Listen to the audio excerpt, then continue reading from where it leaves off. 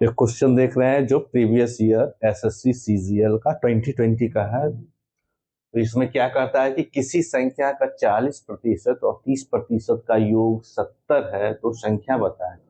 कोई भी संख्या उसका 40% लेंगे फिर उसी संख्या का 30% लेंगे, दोनों को जोड़ने पर 70 आता है, तो वो संख्या क्या है। तो मान लेते हैं कि संख्या x है ना। x मान लेते हैं कि संख्या क्या है, x है। हाँ, तो इसका 40% लेंगे तो क्या हो जाएगा, x का 40%,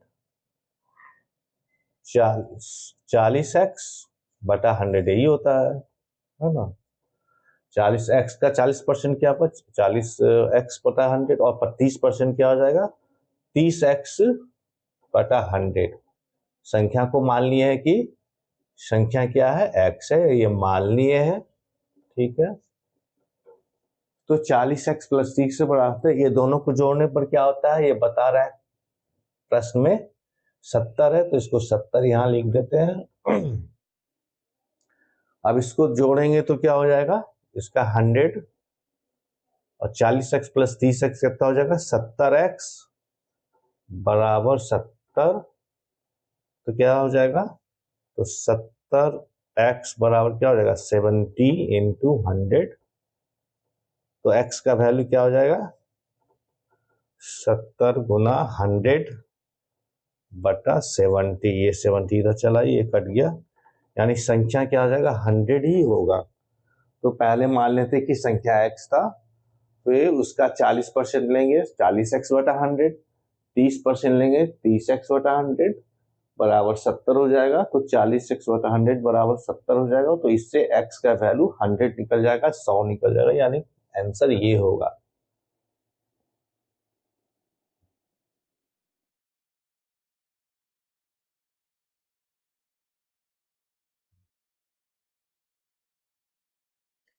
एक और दोस्तों देखते हैं एसएससी सीजीएल का 2020 का क्वेश्चन। इसमें क्या करता है, अगर किसी सामान का दाम में 20% की कमी की जाती है तो उसकी बिक्री x% बढ़ जाती है और कुल आय 25% बढ़ जाती है, तो x का वैल्यू निकालना है। इसका मतलब फायदा और घाटा नहीं देख रहे हैं, इसमें बात कर रहे हैं कि किसी भी सामान के दाम में 20% वो कमी कर दिया तो उसकी बिक्री x% से बढ़ जाती है। x कितना है वो मालूम नहीं, लेकिन उसका कुल जो आय होता है, पहले जो भी होता था उसका 25% बढ़ जाता है। तो x का वैल्यू क्या होता है, तो इसका मतलब है कि अगर उसका सामान, मान लेते हैं कि उसका सामान 100 सामान बिकता था, तो बाद में कितना होता है, ये 80 सामान ही बिक रहा है, लेकिन बिक्री चूंकि बढ़ जाती है उसकी, एक्स सामान उसकी 80 रुपये, 100 सामान बिक रहा है तो बाद में उसका 100। अगर मान लेते हैं कि 100 सामान बिक रहा था, तो बाद में क्या होता है, 125 सामान उस एक 100 सॉरी 100 प्लस एक्स सामान बिकता है। तो ये सामान 100 बिक रहा था तो 100 प्लस एक्स सामान बिकता है, लेकिन उसका आय जो है, पहले बिक्री जो भी होती थी उसका 25% उसका आय बढ़ जाता है। मतलब कि जितना बेचता था उसका पैसा 100 रुपया का बेचता था तो 125 रुपये आ रहा है ना। लेकिन उसका सामान का दाम तो घटा दिया है। तो पहले इसको कैसे निकालेंगे, तो हम मान लेते हैं कि, अब मान लेते हैं 1-1 रुपया सामान का दाम है, तो 100 सामान बेचेगा तो 100 रुपया का सामान बेचा वो। अब चूंकि 25% यहाँ पर आते हैं, तो हम बाद में क्या होता है कि 125% बिक्री बढ़ जाता है ना। बढ़ने से क्या होता है, अब होता है 125 सामान बिकेगा, 125 सामान बिकेगा। तो 25% बिक्री बढ़ गया तो 125 सामान बिकेगा। तो यहाँ पर क्या हो जाएगा उसको, लेकिन उसका आय बढ़ जाता है 100 रुपया का, सॉरी ये 100 रुपया का, यहाँ पर बिक्री बढ़ने से 25% आय, सॉरी यहाँ पर 25% आय बढ़ता है ना। आय बढ़ने से, तो इसको फिर से करते हैं यार।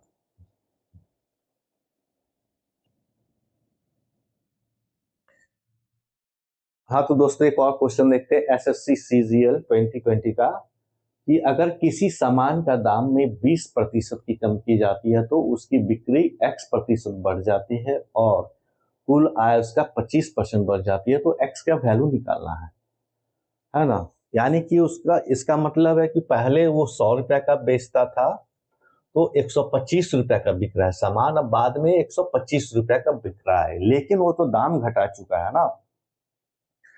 तो दाम घटा चुका है तो अब बाद में क्या होता है कि 100 प्लस x सामान बिकेगा तो इसका दाम हो जाएगा 125 रुपया। 100 प्लस x सामान का दाम 125 रुपया हो जाएगा, लेकिन वो बिक्री तो 20% उसका दाम घटा चुका है। तो पहले मान लेते कि 1 ही रुपया दाम था उसका, तो बाद में उसका 80 पैसा दाम हो जाएगा। तो क्या हो जाएगा इसका 100 प्लस x, इसका 80 पैसा, यानी कि 80 बटा 80 पैसा का मतलब होता है 80 बटा 100, इतना रुपया उसका दाम हो गया। पहले 1-1 रुपया मान लिया है कि 1-1 रुपया हर एक सामान का दाम है, तो 100 सामान का दाम प्लस x सामान का दाम, तो 1-1 रुपया के अनुसार 125 निकलता है। लेकिन मेरा दाम जो है अब x% बिक्री बढ़ गया, यानी कि पहले अगर 100 सामान बिकता था तो 100 प्लस x सामान बिक रहा है, तो 100 प्लस x सामान का दाम 80 पैसा का, चूंकि हम बिक्री 20% से घटा चुके हैं, 1 रुपया हर एक सामान का दाम मांग रहे हैं, तो 100 सामान का दाम 100 रुपया था, लेकिन 80 पैसा होने के कारण उसका दाम घट गया, लेकिन सामान का नंबर ऑफ सामान बढ़ गया 100 प्लस x, तो इसको लिख सकते हैं 125 रुपया, यानी कि 100 प्लस x पहले था 125 पहले के अनुसार होता है 125 का 125 दाम, 125 सामान का वैल्यू 125 रुपया होता है, लेकिन क्योंकि बिक्री 20% से घटा दिया है तो 20% उसका दाम घटा दिया है, तो अब 1 रुपया के बदला 80 पैसा में बिकेगा, यानी कि 100 प्लस x सामान का दाम हो जाएगा 80 बटा 100 बराबर 25। अब इस इक्वेशन को ही सॉल्व करेंगे तो मेरा आंसर निकल जाएगा। इतना समझ गया तो इस सवाल बहुत आसानी से सॉल्व हो गया। अब इसको सॉल्व करेंगे तो क्या हो जाएगा, इसको यहाँ काट देते हैं, यहाँ हो जाएगा 1250, इसको इधर ले 1250 हो जाएगा बटा 8, अब माइनस क्या हो जाएगा, यहाँ पर 100 प्लस x हो जाएगा, ये 100 प्लस x, इसको सॉल्व करते हैं तो क्या हो जाएगा, यहाँ 10 गया बटा 8 आ गया बराबर 100 प्लस x लिख देते हैं, ये क्या हो गया 100 प्लस x, तो x का वैल्यू क्या निकल जाएगा, इसी से x का वैल्यू निकल जाएगा मेरा, x का वैल्यू निकल जाएगा मेरा 1250 बटा 8 माइनस 100, तो इसको सॉल्व करेंगे क्या हो जाएगा 1250 माइनस 800 बटा 8, यानी कि 450 बटा 8, इसको डिवाइड करेंगे कितना हो जाएगा 8 25 40, 5 हाथ में रहिए 50, 8 छक 48, 2 हाथ में रहा 20, 8 दूनी 16, फिर हो जाएगा 4 8 25 40, यानी कि इसको डिवाइड करके इतना आंसर आ जाएगा, यानी कि ये आंसर हो जाएगा।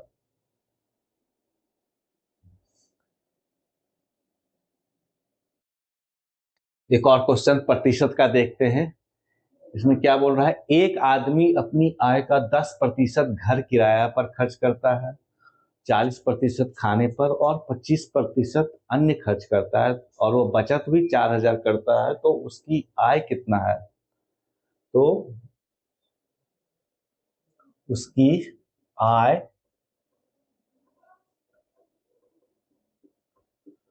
कितनी है, तो आय कितनी हो जाएगी, तो इसमें टोटल पर खर्च करता है, इसमें नहीं कि शेष का नहीं दिया, केवल कि 10%, जो भी आय उसका 10% 40% टोटल जोड़ देते हैं, तो कुल खर्च कितना हो जाता है, कुल खर्च 40% प्लस 10% प्लस 25%, कितना हो जाएगा 75% खर्च हो जाता है ना। तो बचत कितना होता है, यानी 25% बचत होता है, तो कैसे भी निकाल सकते हैं, टोटल आय कितना हो जाएगा, चूंकि 25% कितना है? 4,000 रुपया। तो 100% कितना हो जाएगा?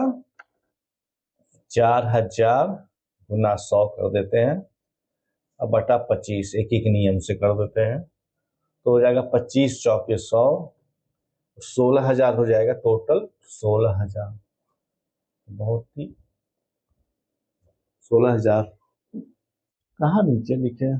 चल एक और क्वेश्चन देख रहे हैं प्रतिशत में। यदि 1 से 70 तक की संख्या लिखी जाए तो कितना प्रतिशत संख्या में इकाई अंक की जगह 1 या 9 आएगा? तो 1 से 70 तक अगर लिखे हम, जैसे 1 2 3 4 इस तरह से 70 तक या 70 तक लिखे, तो इकाई केवल इकाई स्थान की बात कर रहा है, तो इकाई स्थान पर 1 या 9 आना चाहिए, है ना? तो कौन कौन सी संख्या हो जाएगा? इकाई स्थान पर 1 हो जाएगा, 1 लिखेंगे तो इकाई स्थान पर एक ही संख्या, इसलिए इकाई हो गया। फिर हो जाएगा 11 में 1 इकाई पर ये अंक हो गया। फिर 21 हो जाएगा, और कोई संख्या नहीं होगा, 21। फिर 31 41 51, सब में इकाई स्थान पर 1 है, इसमें 61, बस यहाँ तक। उसके बाद तो 71 71 होगा, जो कि 70 से ज्यादा हो जाएगा।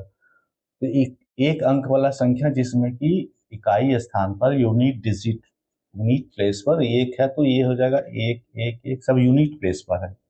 यहाँ पर 1 ये नहीं काउंट होगा, क्योंकि ये दहाई के स्थान पर है ना? नहीं तो 12 13 सब हो जाता। अगर दहाई स्थान पर बोलता तो 12 13 14 सब पर 1 है, तो उसकी बात नहीं कर रहा है, केवल यूनिट अंक के स्थान पर 1 है आना चाहिए। तो इतना ही संख्या में यूनिट स्थान पर 1 आएगा। और फिर 9 भी उसी तरह 9 का बात कर रहा है, तो कौन सा संख्या हो जाएगा? तो एक हो जाएगा 9, फिर 19, फिर 29, 39 39 49 59 और 69। यहाँ पर यूनिट डिजिट पर यही हो जाएगा, सबके यूनिट डिजिट पर। और भी संख्या है 9 वाला, लेकिन यूनिट डिजिट यानी इकाई के स्थान पर 9 वाला इतना ही संख्या है। यानी कितना हो जाएगा? 1 2 3 4 5 6 7, यहाँ 1 2 3 4 5 6 7, टोटल कितना संख्या हो गया? 14। तो कुल संख्या कितना हो गया? कुल संख्या या 14 हो गया। और टोटल संख्या 1 से 70, तो कितना प्रतिशत है? तो किससे तुलना करेंगे? तो 1 से 70 लिखेंगे तो कितने संख्या आएगा? 70 संख्या आएगा। उसमें 14 संख्या है जो क्वेश्चन अनुसार है, इसलिए प्रतिशत हो जाएगा अभिष्ट प्रतिशत क्या हो जाएगा? 14 गुना 100 बटा 70, यानी कि 100 में कितना होगा ये निकालना है। तो 14 में, तो 14 25 70, यहाँ 20% हो जाएगा, यानी कि ये आंसर हो जाएगा। नेक्स्ट क्वेश्चन देखते हैं परसेंटेज का, बहुत ही अच्छा रेलवे और एसएससी के लिए। ए की आय बी की आय का 70% है, बी की आय सी की आय का 50% है। अगर सी की आय 1 लाख रुपीज है तो ए की आय 1 लाख रुपया है, तो ए की आय बताना है ना? तो ए की आय का बी की आय का, फिर बी की आय का सी की आय, यानी इस तरह सीक्वेंस से दिया हुआ है। तो सी की आय तो दिया हुआ है, तो सी की आय कितना है? यहाँ पर सी की आय 1 लाख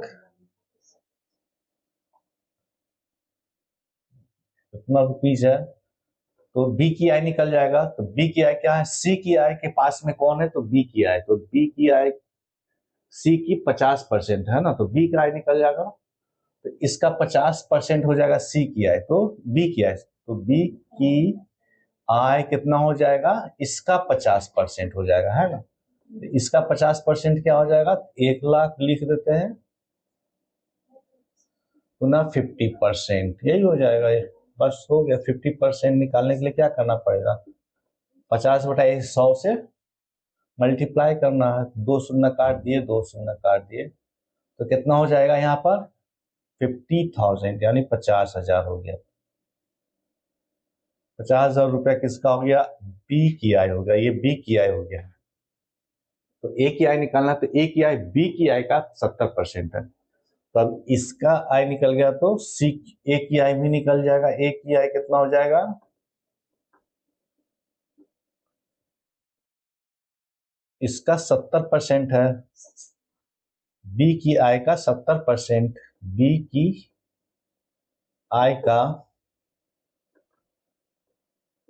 70% होगा तो कितना हो जाएगा?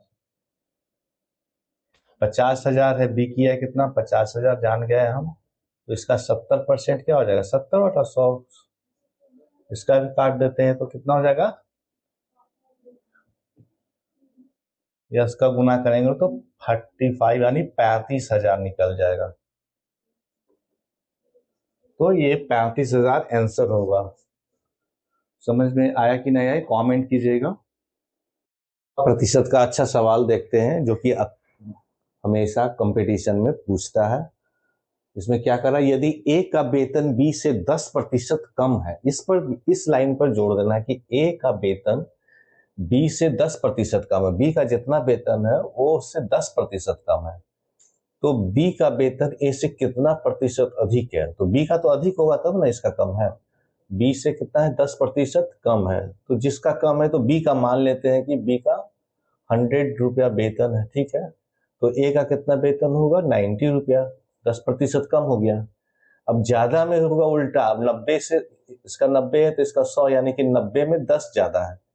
अब इससे कंपैरिजन करेंगे तो 90 में, तब क्या करेंगे? 90 में 10 ज्यादा है तो 100 में कितना ज्यादा होगा? 100 में कितना ज्यादा होगा? तो हो जाएगा 10/90 गुना 100, एक ही नियम से है ना। तो 10 रुपया ज्यादा है, 90 90 है तो इसका 100 यानी 10 रुपया ज्यादा है, तब इसका परसेंटेज कैलकुलेशन में अब हमको 90 से करना पड़ेगा, इसलिए ऐसा होता है। तो 90 रुपया में ये परसेंटेज ही आंसर हो जाएगा, यानी 100/9% ज्यादा होगा। इसको करेंगे सिंप्लाई तो 11.11% होगा, यानी कि डी आंसर होगा। ठीक है, एक और क्वेश्चन देखते हैं दोस्तों। नमक की कीमत 20% बढ़ने के कारण एक उपभोक्ता खर्च में कितना प्रतिशत कम करे कि उसका खर्च नहीं बढ़े? यानी पहले जितना खर्च करता था उतना ही खर्च करना है। तो चूंकि जितना पहले चीनी खरीद सकता था उतना तो नमक खरीद सकता उतना तो नहीं खरीदेगा, तो उसको कितना प्रतिशत कम करना पड़े, ऐसा क्वेश्चन भी बराबर पूछता है है ना। तो मान लेते हैं कि वो व्यक्ति 100 रुपया का सामान खरीदता था, पहले 100 रुपया का सामान खरीदेगा, बाद में भी 100 रुपया का सामान खरीदेगा, है ना। तो 100 रुपया का सामान खरीदता है तो पहले जितना भी मिलता उससे मतलब नहीं है, तो 100 रुपया का सामान खरीदता था तो 120, अब सामान का दाम 120 रुपया हो गया, फिर भी 100 रुपया का सामान खरीदेगा वो है ना। तो कमी कितना हो जाता है? 120 में 20 कम हो जाता है, तो 120 में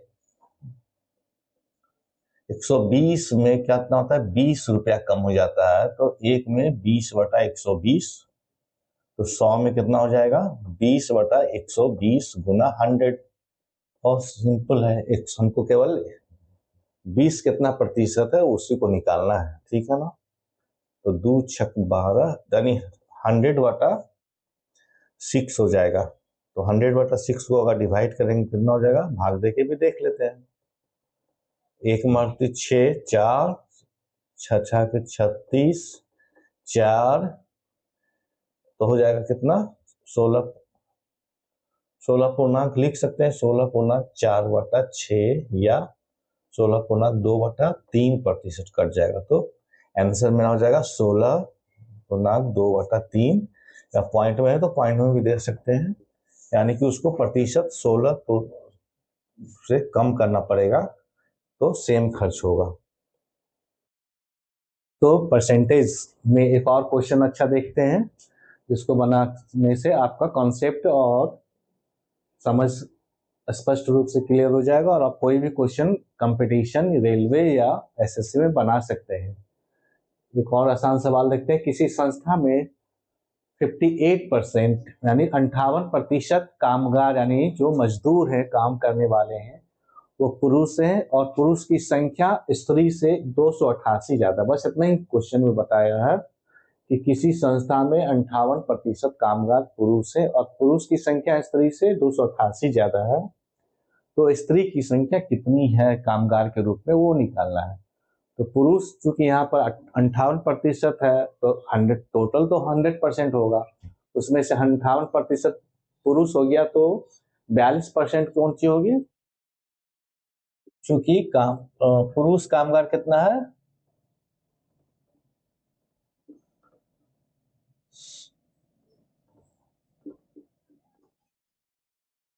58% है, ठीक है, तो 42% बचा है, इसलिए स्त्री कामगार कितना हो जाएगा 42%। दोनों के परसेंटेज में कितना डिफरेंस है, परसेंट में डिफरेंस हो गया कितना, 58 माइनस 42 परसेंटेज, यानी 16% का डिफरेंस है। 16% पुरुष ज्यादा है, यानी कि यहाँ 288 16% ना करके 288 बोल दिया, यानी कि 16% टोटल का 288 है। ये तो समझ गए, निकल जाएगा। चूंकि 16% क्या हो जाएगा टोटल कामगार का, 16% 288 है, चूंकि 288 ही 16% ज्यादा है पुरुष, इसलिए 16% बराबर 288 हो गया। तो हमको निकालना है स्त्री की संख्या कामगारों की, तो स्त्री का 42% है, तो 42% कितना हो जाएगा, हमको एक एक नियम से निकल जाएगा। जो निकालना है उसको ऊपर से गुना करेंगे, 42% निकालना है, जितना निकला हुआ उसको नीचे कर देंगे, बस हो जाएगा। अब इसको 16 से डिवाइड कर देंगे, 16 एकम 16 बचेगा कितना, 12 128, 16 85, 16 96, 16 सती 72 से 16 88 से, यानी कि 18 बच गया। अब इसको मल्टीप्लाई करेंगे 18 इंटू 42 को, तो निकल जाएगा। इसको गुना करें 18 दूनी 36 का 6, 18 चौके 72, 3 75, यानी कि 756 लेडीज कामगार है। तो इतना उम्मीद करते हैं कि समझ में आ गया होगा। कोई कंफ्यूजन हो या कोई नहीं समझ में आया तो कमेंट करें। तो एक क्वेश्चन है जो एसएससी का पूछा गया है, वो एसएससी के लिए इंपॉर्टेंट है परसेंटेज के, उसी क्रम में हम एक बहुत ही अच्छा क्वेश्चन पूछ रहे हैं, बताने जा रहे हैं, जो उसमें लिखता है कि अरुण को अधिकतम नंबर यानी अंक का 30% तक मिलता है ना। अधिकतम अंक मतलब क्या होता है, जो टोटल मार्क्स है उसका 30% मिलता है और वो 10 अंक से फेल हो जाता है। अरुण को 30% नंबर मिलता है और एग्जाम में वो 10 नंबर से फेल हो जाता है। कितना नंबर से में पास होता है ये नहीं बताया। उसी परीक्षा में वरुण 40% तक मिलता है और उसे पास अंक से 15 अंक अधिक मिलते हैं ना। तो दोनों का तो पास कितने अंक में होता है इसे निकालना है। तो अरुण को अधिकतम नंबर का 30%, अरुण को कितना मिलता है,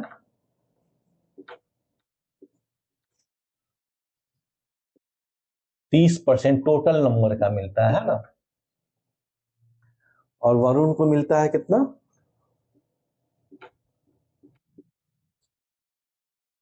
40% मिलता है टोटल नंबर का। तो ये 10 नंबर से फेल हो जाता है, फेल 10 नंबर और आता तो फेल हो जाता है, 15 नंबर ज्यादा आता है, प्लस आता है पास के बाद, है ना।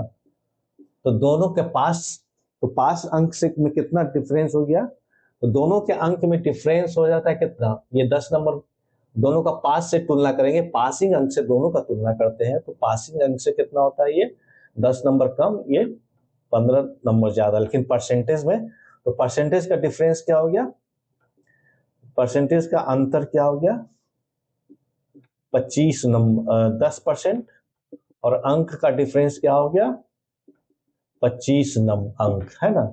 यानी कि 10% 25, उसमें अधिकतम अंक कितना था, उसका जो भी अंक है उसका 10% 25 अंक मिलता है, यानी कि 10% अधिकतम अंक का, अधिकतम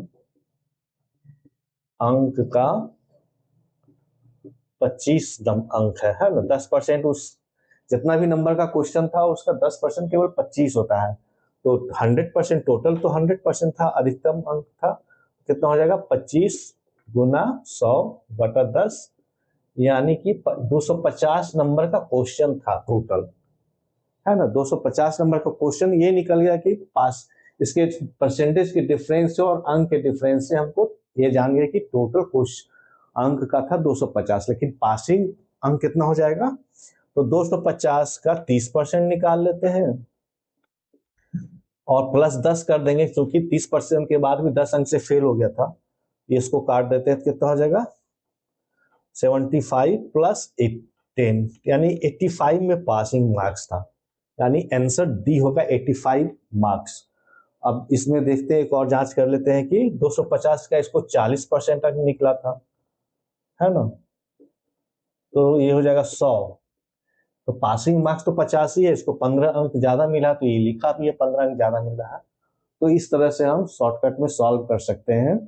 शॉर्टकट में केवल सॉल्व करते हैं कि दोनों का परसेंटेज 10% का डिफरेंस में 25 अंक है, तो 100% टोटल क्वेश्चन था, तो 25 गुना 100/100 एक एक नियम से, तो हो जाएगा 250 नंबर का क्वेश्चन। उसमें 30 नंबर निकाल लेते हैं, 30% कितना हो जाएगा 100, काट देंगे तो 75 नंबर।